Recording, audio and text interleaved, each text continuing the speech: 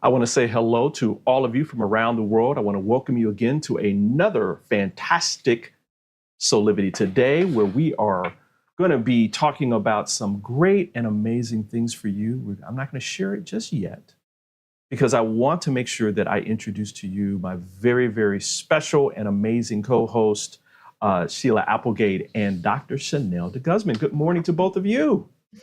Hello, Brian. Good morning, and Chanel. I didn't know who you were going to introduce. I'm like, is there somebody else on the air? Someone special. That's us.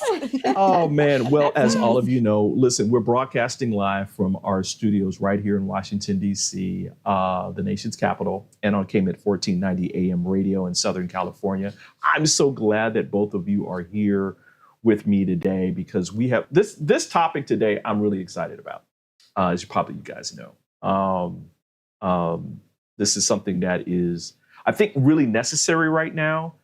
We'll tell you why in a second. But how has your weeks been? Chanel, I think you've got something special coming up on the weekend, right?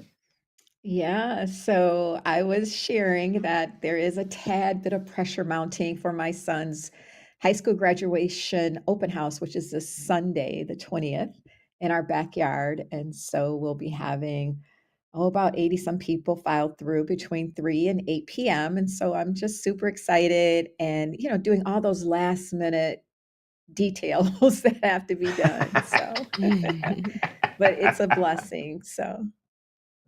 What Thanks about you? Oh, no, and you're going to rock it. It's going to be fun. Take lots of pictures, by the way, so we can see them. Absolutely. I love what you're doing. I just want to say I love the open house idea. I wish I had thought of that for my kids because then you get time to talk to everyone. You get to invite everyone, but there's this flow and you get to have a little bit of time with everyone. So I think that's awesome. Absolutely. We're going to have a great time. Yeah, me too. Sheila, what about you? Any special plans coming up for you? Well, you know what? It's been really busy lately, but tomorrow is a Friday and Zach and I have adventure days on Fridays. So we take Fridays off in the summer to do a road trip. But we don't know what we're doing tomorrow, so it's going to be a real adventure. So I'll tell you when I come back. I love that. Cool. Oh my gosh. So we'll be somewhere exciting. I'm trying to think about what I'm going to be doing this weekend. It's like, I'll probably just be doing something mundane like yard work or something. But that's fun. You'll remember it in the winter and be like, remember? It keeps you in good standing in the house, Brian. Well, that's true. I have noticed that we have more like beautiful animals coming around, like not like squirrels or anything. They're always around. But like butterflies, ladybugs, by some, saw some, a couple of ladybugs, good luck. So I'm like, well, need some new shoes. Anyway, y'all, let's get to today's show. Over the last few days, residents of Maui are still recovering from the devastating fires there. The death toll has risen to 110. The search continues for loved ones who are missing. And the debate about what caused it and how it could have been prevented is ongoing right now. But there were also signs of hope and resilience. According to AP, public schools undamaged by the fires are reopening as major roads are being cleared for traffic. And displaced students who enroll at these specific campuses can access services such as meals and counseling. It seems that the community is coming together to support each other. These are just a few signs of how Hawaiian culture and tradition are built on century-old practices, which set the foundation for what community is and how it functions. This Aloha Spirit, which means more than hello and goodbye, is something that is real, whole, and wonderful. So today, with my beautiful co-host, we're going to take a deeper look at it today. And hopefully, you'll take the Aloha Spirit with you wherever you go. Now, ladies, here's a clip from Noelani Kamalu, a founder of a Hawaiian charter school there in Maui, in a TED Talk, talking more about the true meaning of aloha. Let's take a look. O nauna ka halame ka lehua, e halele hua no yana ka noe. O ka uno ia e ano ine, e ane hoio ka hiki mai. A hiki mai no oko, a hiki puno me ke aloha. Aloha e, aloha e, aloha e. Aloha.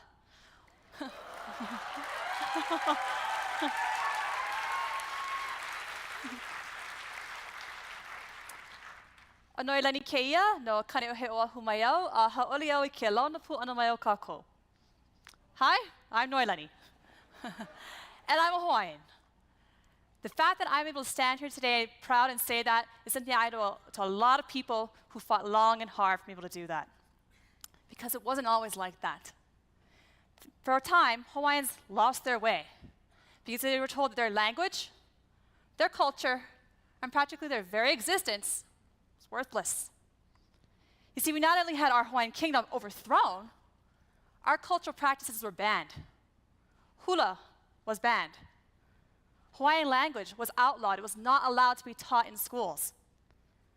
In fact, there's a segment of the population that still refuses to be identified as Native Hawaiian and is ashamed of their heritage.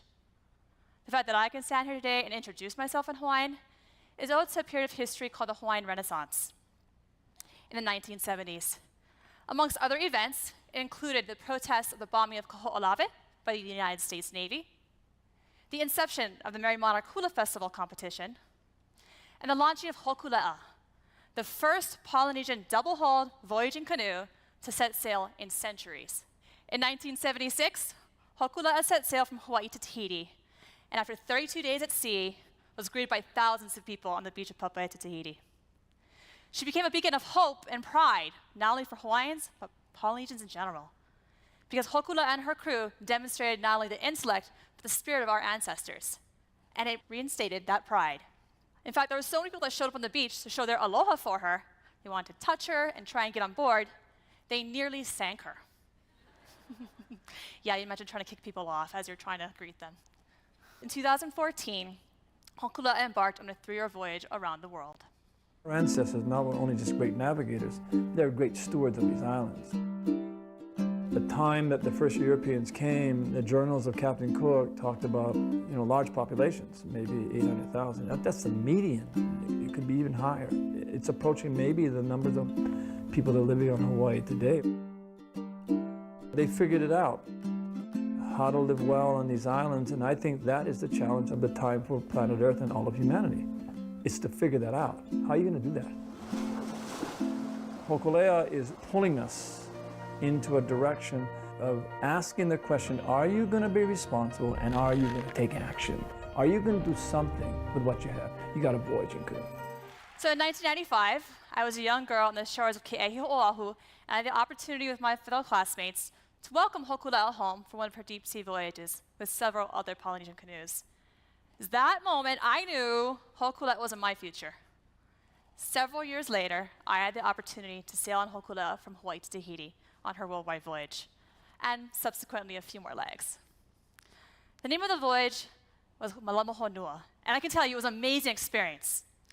Malama Honua literally translates to caring for the earth. But based on my voyaging experiences and what I've been able to see around the world, I can tell you that that translation does not do the intent or spirit of the voyage any justice. In fact, to quote a very recent Star Trek episode, translation is not the essence of understanding. Hokulea was Google tracked and her position was broadcast on the internet for everyone to see. So if you wanted to know where she was, you could find out. That made our voyage as crew members very different to the prior voyages in Hokulea's history. One of the legs we did took us across the Okeechobee Waterway in Florida. And because we were Google tracked, everywhere there was a bridge, a lock, or anywhere that the waterway came close to the road, there were people waving, shouting, holding signs, hoping just to get a glimpse of Hokula'a. See, there's a lot of Hawaiians in Florida. But they were just hoping to get a glimpse of Hokula'a, not just because she's an amazing canoe, but because of what she represents. She represents home and the spirit that she brings with her, that spirit of aloha, and they wanted to come and show their aloha for her. So after we got out of the waterway, we proceeded up the East Coast via the intercoastal waterways. We had a series of stops planned out, but we also had backup stops in case we didn't make it as far as we needed to for the day. One of those backup stops was Indian Harbor, Florida. And there were people on the dock waiting for us. By the time we tied up, we were given shelter, food, and transportation. A community came together to show aloha not only for the canoe, but for strangers. We didn't know them. For a crew they didn't even know. As a result, we stayed in Indian Harbor a little longer. We had an impromptu celebration. We came together, we shared stories, songs, ate food, watched videos, and I had the opportunity to talk to a few of the Polynesian attendees in particular. They told me that while they knew about Polynesian cousin or friend down the road, they had not come together like this until the canoe showed up.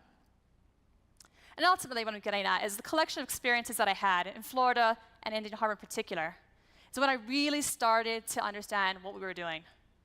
Because while Malama Honua means to care for the earth, and we thought we're sailing around with this message of protecting the planet and caring for the planet, we were really sailing around with the message of aloha. See, aloha doesn't just mean hello and goodbye. It's not a word you can look up in the dictionary. Although if you do it, you'll find a really long paragraph of definitions. Aloha is something you have to actually experience. I feel that it was that aloha that the indigenous cultures around the world were a little bit more receptive to. Because whenever we had the opportunity to interact with a local tribe or indigenous culture, we tried our best to ask permission to come ashore, probably with an oli or a chant, like I opened with today. And you know what they told us? No one had ever asked before. They were very receptive and appreciative of the aloha that we showed them and the respect we had for them. And it started a dialogue. We were able to communicate with them. And even though we're very special and unique around the world, and we all have our special differences, common threads began to emerge of aloha and respect and pono, which is balance for both our relationships and actually our relationship with the aina, the land itself. Whoo! Got goosebumps, y'all. Got goosebumps over here. Aloha Spirit.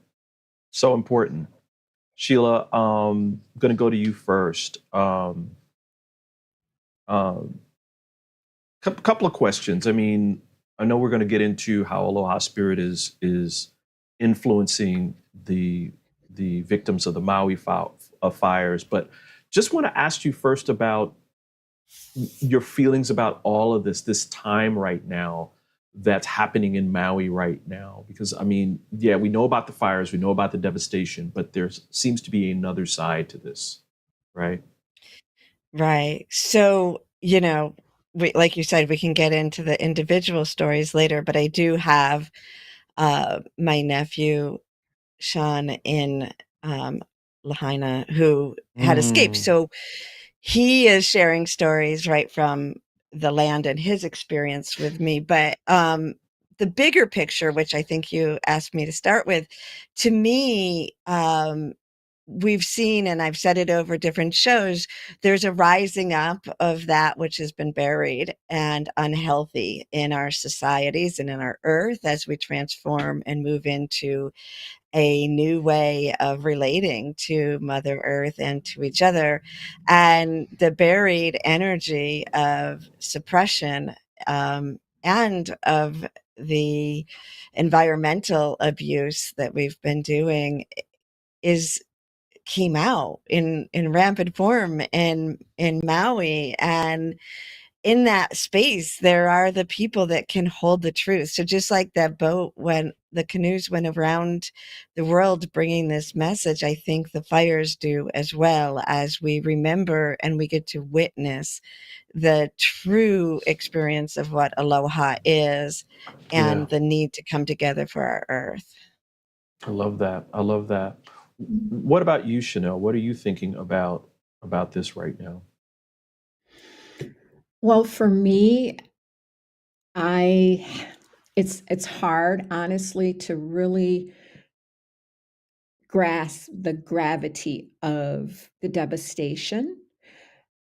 And Sheila, I can certainly respect your perspective of, you said, the buried energy and suppression, I believe, that basically is emerging. Like it's been buried and now it's, you know, pushing through.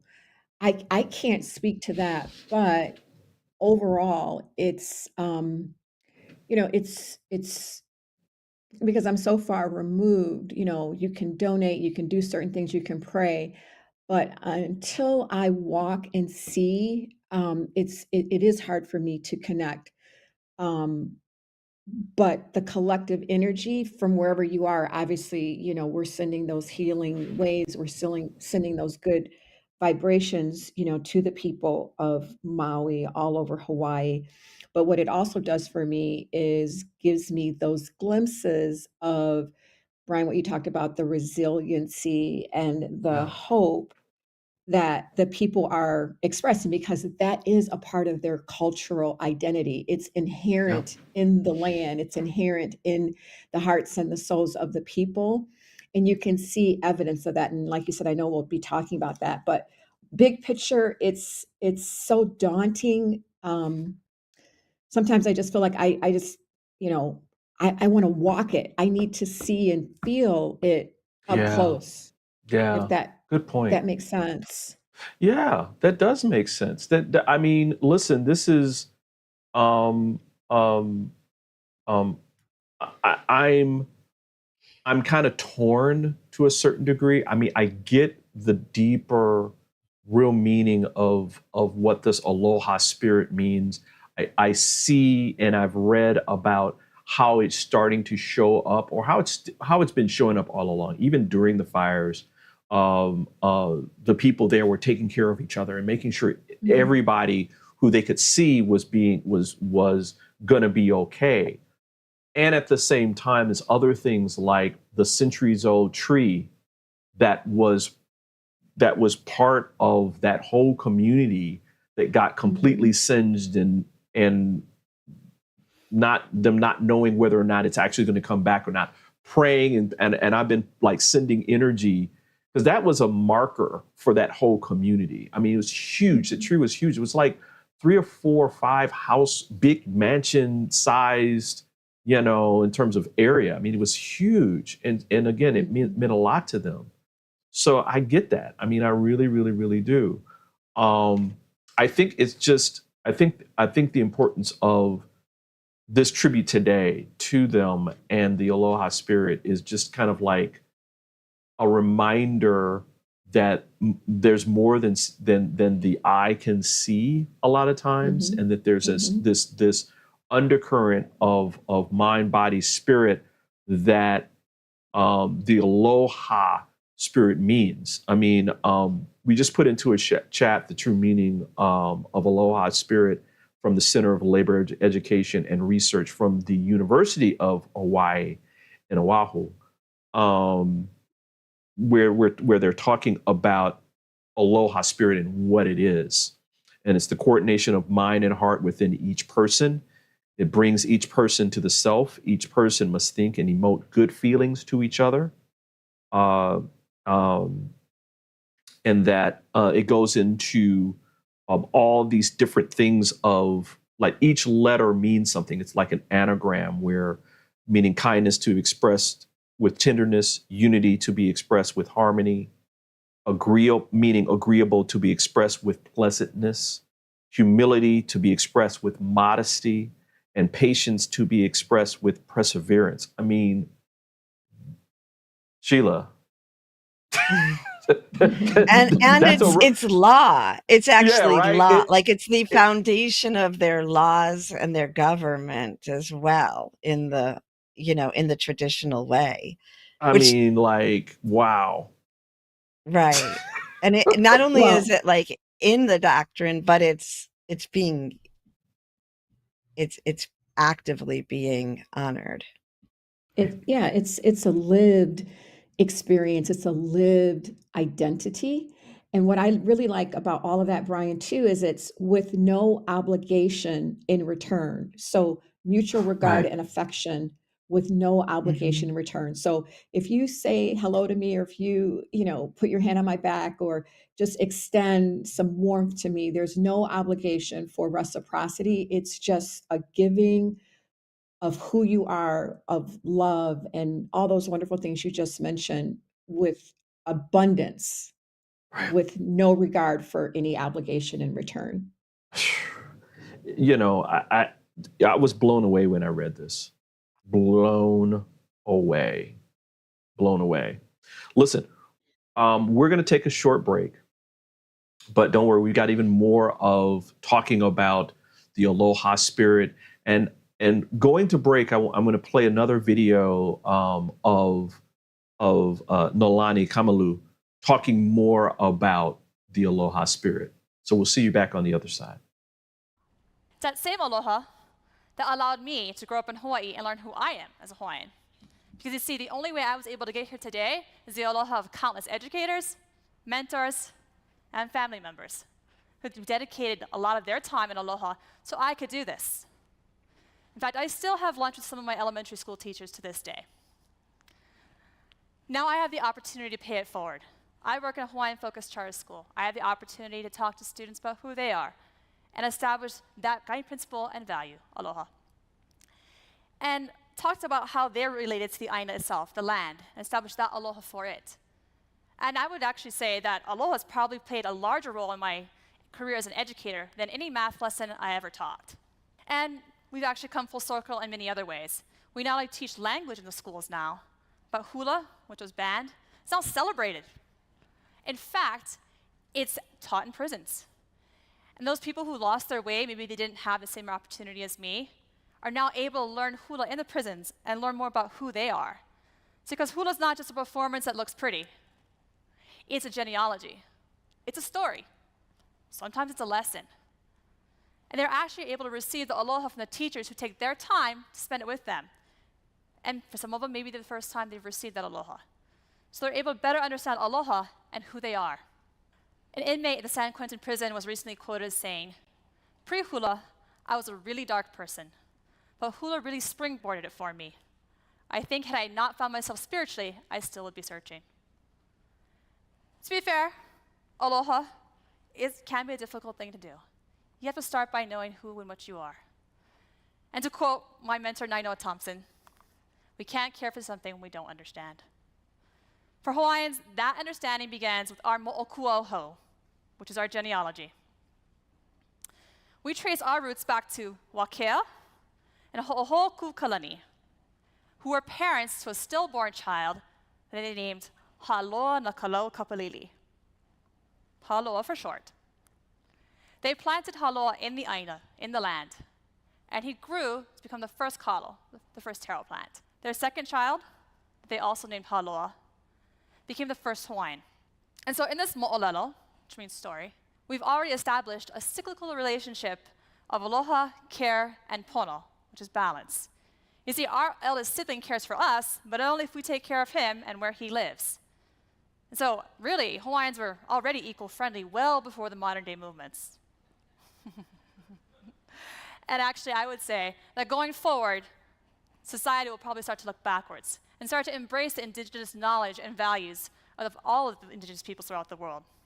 In fact, just harnessing wind and wave energy is probably more in line with an indigenous way of thinking, of working with the environment versus against it.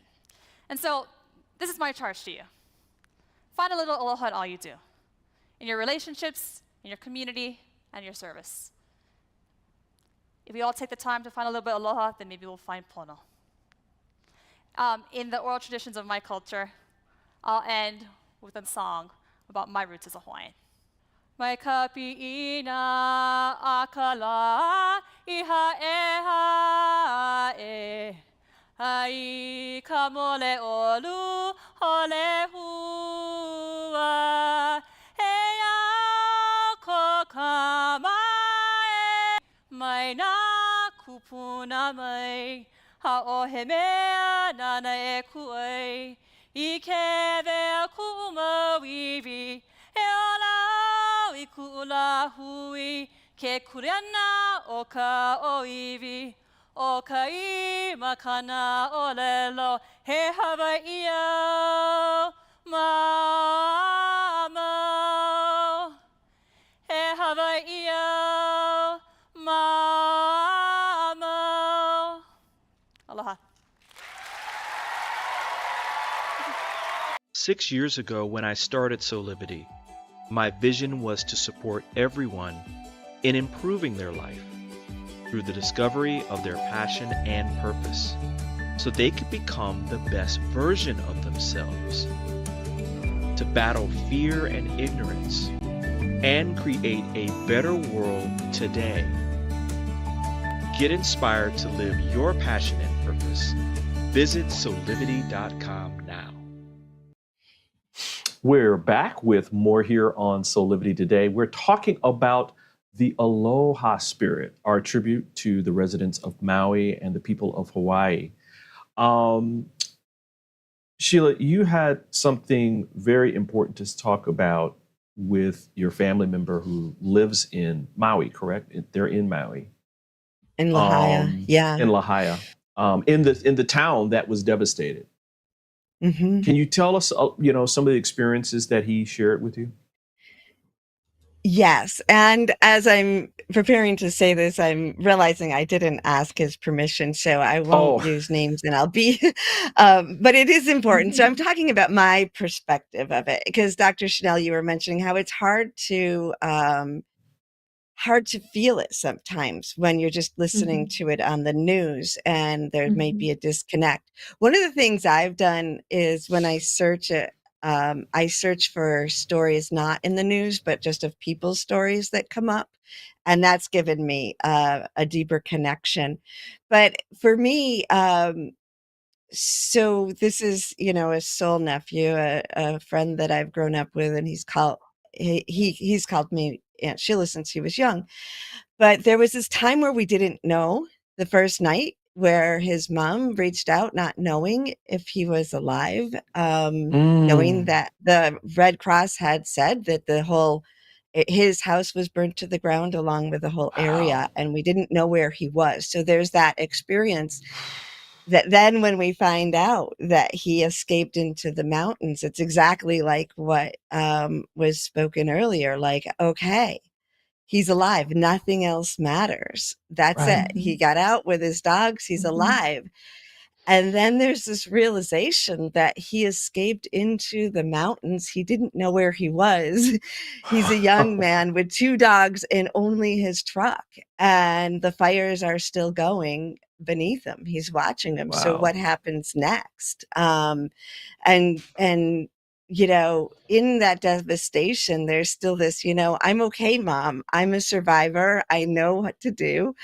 And the next thing we hear, I think a few hours later, the next day, he's driven down the mountain to see where he is, and he's found a small Walmart. And in the store, as they're on the phone with him, and he's kind of trying to process what he needs to survive, he starts talking to people in the store, and they've decided to team up because they're in the same boat. So now there's a community of 3 or 4 that are going to look out for each other. And then the next day, the new news is that an older couple has taken him in for a couple days and said he could stay in their home for a couple days. And then a friend of a friend has let him stay in the next home, given him a bed for a couple days. And there's this up and down of complete devastation to him sharing more and more about how his heart is opening. He feels so connected to the community. He's helping out even as he's in devastation.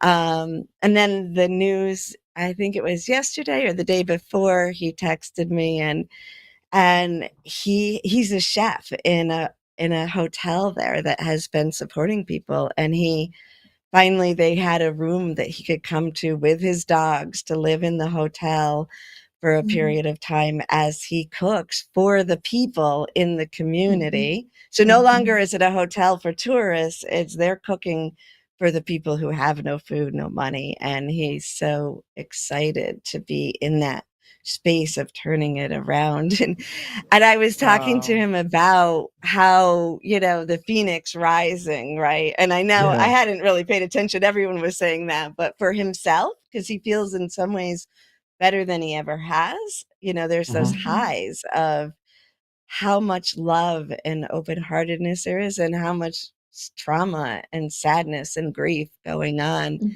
He texted me a picture of himself holding a bag that says Maui Rising with a phoenix. And I have to tell you, I have not seen his face so delighted, so pure, so happy in a long time, even during the trauma, you know? So it is that spirit is alive there. Wow. I mean, Chanel, isn't this what we want?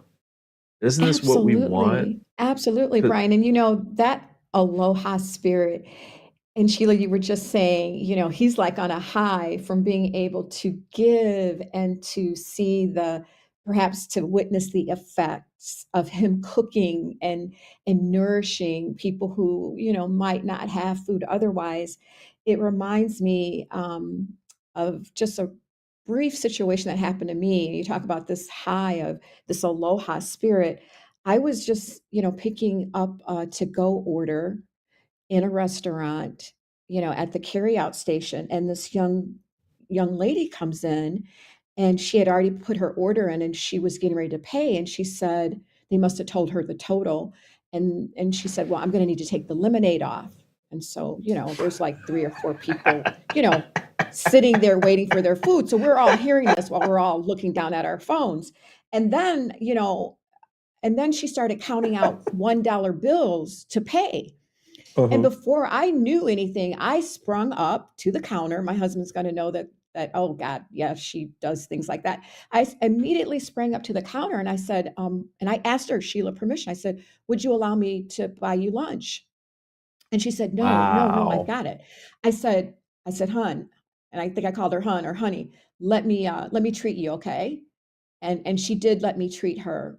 But clearly that was a situation where she was in need. She was probably hungry, I would have, you know, obviously. And so just that being able to give, and the way that I felt after was beyond comparable for what the little that I did. And so that spirit is alive and it's almost innate. Like I didn't even hesitate. I didn't even think. I was at the counter before my feet knew it had arrived. And so that opportunity, in spite of, you know, us going through devastating times, there's still that opportunity to give and to love and to have that aloha spirit, Brian. Yeah. You know, as both of you guys know, Oprah Winfrey has a home on Maui. I think the city that was devastated was East Maui. I think that's correct. Southern, east, southeast, and she's on the western part of the island itself.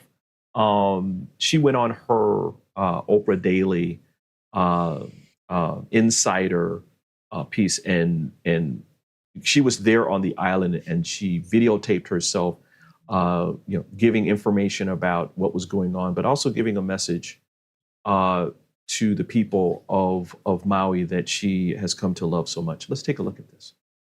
You know what this week has taught me is that when you don't know what to do, you do whatever you can. I have family members who were staying here with me here in Maui. And at first we thought at the beginning of the week that we were going to have to evacuate.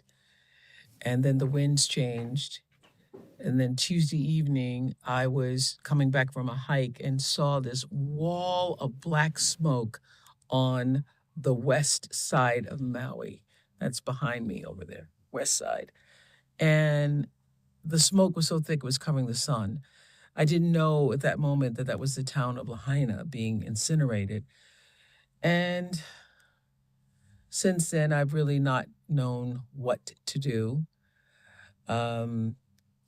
I went to visit one of the big shelters here at the War Memorial and asked people what it is they needed, and then went shopping for some things, some, basic things like towels and sheets and shampoo and other necessities. And at some point, I will make a major donation after all of the smoke and ashes have settled here and we figure out what the rebuilding is going to look like. This is going to be a long and difficult process. But spending time at the shelters, I've met so many incredible people. One guy, Julius, I said, Julius, tell me what you need, because his legs were covered in bandages where he had to run to escape the fire, and said to me that he could feel his skin popping as he was running. He got out of his car because the tires were melting and he couldn't move forward and just started to run. And when I said, tell me what you need, he said, ma'am, I need nothing. My life is now my greatest gift. I have my life. I've seen so many families who are sharing a cot, an air mattress, and have nothing else left to their names, but they are so grateful just to have each other. And there is such an incredible spirit going on in this entire community, people helping other people. And I know that long after all the camera crews are gone and the rest of the world has moved on, the rebuilding will just begin. And Hawaiians are a strong cultural people and a family-loving people. And with the help and support, you're going to see a lot of Phoenix stories rising from the ashes here, because that Aloha Spirit is real, y'all. And it has been tested this week to the ultimate max. Ooh, we're back with more of Soulivity Today, everyone. We're talking about Aloha Spirit. And this is our tribute to the residents of Maui and to the Hawaiian people in general. Ladies, as I'm looking at this video, the words that kind of stuck out to me is when the person that she was talking to said, my life is now. My greatest gift is my life. Mm-hmm. Yeah, I mean, I'm very fortunate. I'm sitting in a sunroom, and I'm looking outside, and I'm seeing the dew on the grass, and I was just thinking, when I first came in here before the show, Brian, I was just thinking how grateful I am for the little things that are all around us, that surround us 360 degrees. You've got goodness all around you.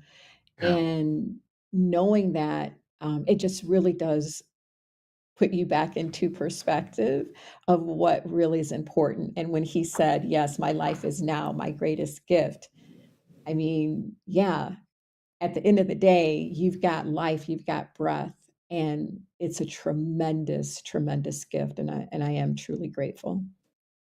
Wow. What about you, Sheila?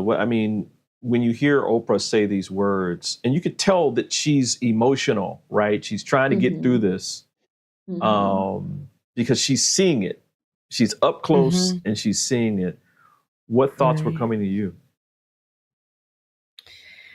Well, I think that, I was thinking about how beautiful it is that she is a voice in the world that people will listen to. And so she can bring that to us.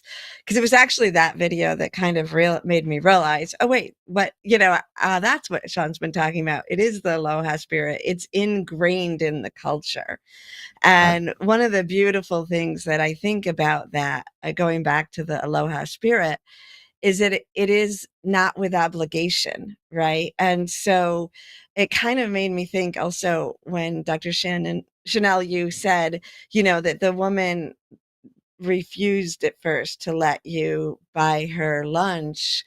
And I think that that is a subtle indication of our society in which, yes, we might do things, but as a society, there's this expectation of if you take, then you're indebted somehow or unworthy. Right. But in Right. Aloha, that's not there. So, I mean, I know, Dr. Chanel, you didn't have that feeling, but living in this community, she had that feeling for a moment. And I feel like that is one of the beautiful things. And I think that in most places, when we have such a severe tragedy, the community comes together. But what if we can keep Aloha spirit in our lives, in our communities every day without tragedy? Without tragedy. Without tragedy. Isn't that it? There's this beautiful clip that I found that kind of embodies what happens when the Aloha spirit kind of takes hold in communities, specifically after devastating things like things that happened with the Maui fires. Let's take a look at this. This kind of really warms my heart. By the end of the day, Paul Fisk will lose track of how many eggs he's cracked. 2.5 cases. He was up to 800 when we met him, and the lunch rush hadn't even started. Paul was one of the many volunteers at the University of Hawaii Maui College Training Kitchen turned emergency food production assembly line. It feels good. It feels good to show up. It feels good to participate. And my heart is just going out to these people who are suffering. Great hustle, team. Taylor Ponte is a private chef here in Maui and teamed up with other local chefs and World Central Kitchen to meet a great need. Thousands of people without power, food, and in many cases, their homes and loved ones. You know, it feels very overwhelming for sure. There's a lot of people out there hungry, and it also, I think, is very gratifying to see so many people come together to help each other out. These meals, crafted with love and local flavors, like these cups of pork and pahole, a Hawaiian fern, will head out the door as soon as they're made. We have Lahaina, we have churches here in town. It's going to Maui High School as well. Well, the lunch rush just started. Lots of volunteers here, all making meals to go to people in need. By the end of the day, they will have made 9,000 meals in this kitchen. Helpers here say the Aloha spirit in this kitchen is keeping them going, as well as all of the messages outside of these islands. Your prayers, the love that is coming our way.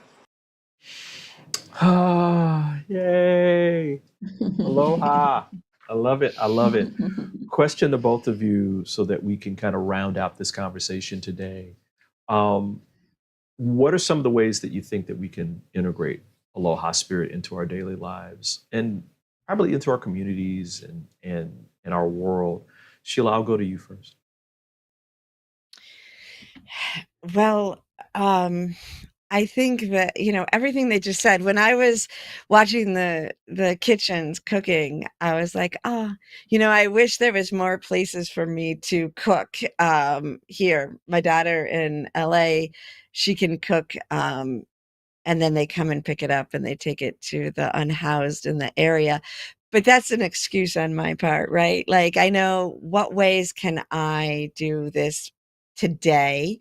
And I think I want to also put in the receiving, because I think when I'm more receptive to people helping me out, then I'm changing that paradigm that is that subtlety that resists receiving and giving help. I don't know if that kind of sounded like a mixed up statement, but I feel like both sides of it. And the part of Aloha that I think sometimes people, because I try to do a lot of good things, but I have trouble receiving. And I think that that's a side that's important so that it does become without obligation both ways. Right. And Sheila, it's balance, right? Balance. Right. So for me, Brian, it's treating, well, first of all, it's having the consciousness of the Aloha spirit, right? Right. But then with every interaction you have with a person who is in front of you, who is crossing your path, that you're having an exchange, that you show that Aloha spirit, you extend if possible, the warmth, the acknowledgement, the validation, whatever you can, especially when you see somebody in need. And that's what I mean of staying conscious, but treat every relationship as a sacred opportunity to express more love into the world. That was beautiful. Yeah, That was beautiful. yeah. Heck yeah. As we're coming up on our last break, the thing that that I'm really thinking about, I'm reading this Hawaii law, the Hawaiian Spirit, and it's paragraph B. It says, in exercising their power on behalf of the people and in fulfillment of their responsibilities, obligations, and service to the people, the legislature, governor, lieutenant governor, executive officers of each department, the chief justice, associate justices, and judges of the appellate circuit and district courts may contemplate and reside with the life force and give consideration to the Aloha Spirit. Yes. That's so incredible to me, right? I love that. Like imagining all the governments holding that space. And yeah. And it gives me a place to go ahead. No, go ahead. It gives you a place to imagine, right? Because sometimes when I think of it in that realm of government and power, it's hard for me to imagine what a government or democracy would look like with Aloha. But now I have that. And in having that, I can help create it. Absolutely. Yes. Wow. I'm glad we did this today. I'm really glad we did this. I think that it's important for us to remember these lessons that people that were here in these nations long before any of us got to them, right? That they had a lot of this stuff figured out. And that, things like extreme capitalism and other things came along and became the dominant force in our societies. And in many ways, those things aren't working. They're working for a few, but the masses there aren't working for. Here's an example of a people whose resilience will create a phoenix of rebirth in after a tragedy because of those traditions. Doesn't mean it's going to be easy, but people know that they're not alone, which I think is the most important part. Ladies, thank you for being here. We're going to take a quick break. And when we come back, we'll have more with Soulivity Today and some Soulivity shameless plugs. We'll be right back. Soulivity Today is brought to you by Assume control over your weight and broader health with the 80 Bites program by Physical Mind Institute. For 50 years, we've been told, load up your plate with veggies. Load them up. Because all this spinach, look at it, all the spinach is only 100 calories. But avoid fat, because a tiny sliver of butter is also 100 calories. So spinach is good, butter is bad, right? But not today. Now we're told, put butter on everything, even in your coffee. Why? Because fat doesn't spike insulin, as carbs do. And stretching the stomach with all those veggies unbalances our digestive hormones. So eat healthy today means fat, fasting, stomach control, right here's the stomach. Forget calories. Hormones rule, and 80 Bites is the solution.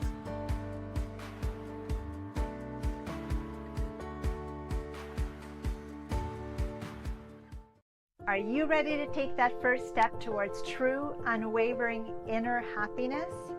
Are you like thousands of people who have everything they need, not want, but need, and still can't seem to find happiness and fulfillment in their lives?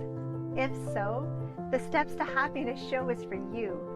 On my show, you will learn about the principles and practices that lead to true inner happiness. Because guess what? It isn't found in our external environment, but within ourselves instead. Together with my guests, we will explore the latest physical, mental, emotional, and spiritual well-being practices. And together, we'll advise you on the actionable steps you can take towards a happier, more fulfilled, authentic life. So I invite you to join me each week on Soulivity TV on the Steps to Happiness show with me, Teresa Greco. And we're back with more of Soulivity Today. Let's get to some Soulivity shameless plugs, shall we? I love this part. This is to get to feature you guys and everything that you guys are doing. Sheila, you've got this wonderful thing that you're doing. It's going on right now. The Consciously Awesome Gnostic Adventure. I almost want to put like some music behind it, like from like Lord of the Rings or something, because it's so wonderful. Tell us a little bit more about this. Lord of the Rings is a great example. It is exploring all the different realms of consciousness. It's so much fun. It does our banner, which is at SheilaApplegate.com, where you can sign up, learn about it, and sign up. It does say that it started now, but it actually starts on Sunday. So there's a little leeway for you to feel it, fall in love with it, and jump in if you would like to. It'll be the adventure of your life. Oh, fantastic. And as a companion to this, you have some soul connection sessions that you're doing? Yep. If you're interested in just having a single session to start out and explore, that is the soul connection sessions, also at SheilaApplegate.com. That's a one-on-one session with me anywhere in the world via Zoom or phone. So you can get a discount by using the code SOUL23. And you'll have $44 off your first session. Perfect.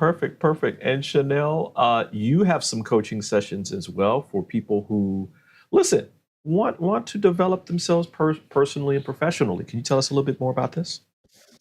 Absolutely, Brian. So we're about 3 weeks away until Labor Day. And so that's when we reset and we really get serious again. And so I'm offering some back to basic reset coaching sessions over these next 2 weeks for us to really recharge, reset this last quarter of the year. December 31st will be here in a blink of an eye. But first, let's get you through to Labor Day and look at your goals and see where you're at, where you're headed, and what is getting in the way. Perfect.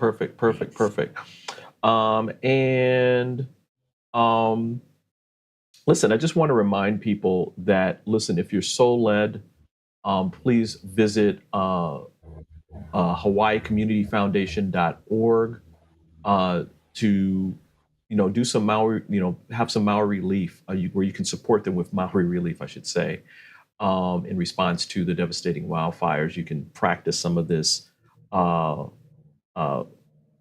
Spirit in your own way. Ladies, thank you so much for being here with me today. Appreciate you. We're a little bit over time, but I thought it was important that we talk about everything that's happening today. So appreciate you both. Absolutely. Really much. Appreciate you all. Yeah. Listen, on behalf of all of us here at Soulivity.com, I want to thank you for joining us for another Soulivity Today. We hope that you come back and join us every weekday, Monday through Friday at 8 a.m. Eastern for our live broadcast.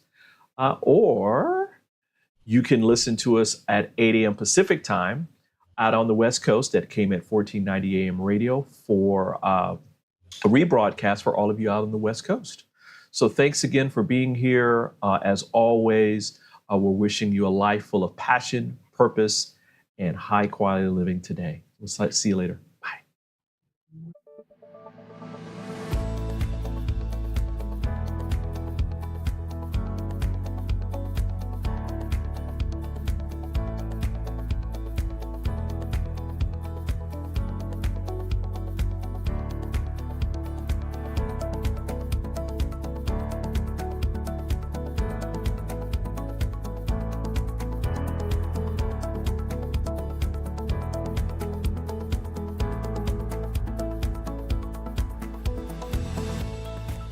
This work is subject to copyright owned by Affinity Global LLC.